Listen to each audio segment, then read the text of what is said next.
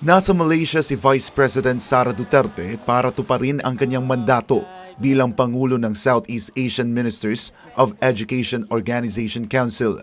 Ito na ang pangatlong bansa na kanyang binisita bilang CIMEO Council President kabilang ang Brunei at Singapore.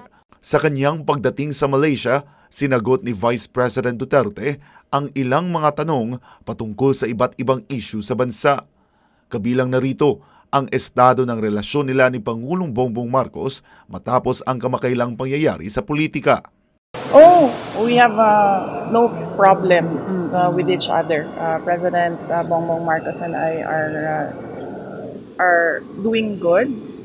We are okay in terms of our relationship, both personal and working relationship.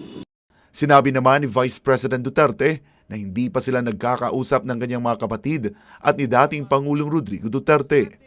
Yan ay matapos silang naglabas ng sentimento laban kay Marcos sa prayer rally sa Davao City.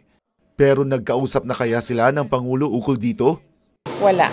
Hindi naman nagtanong sa akin si Pangulong Marcos about sa mga sinabi ng aking kapatid at ng aking tatay.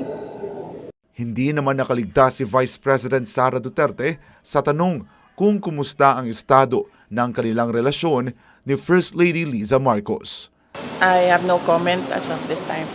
Para sa Diyos at sa Pilipinas kumahal, ako si Jason Rubrico, SB9 News.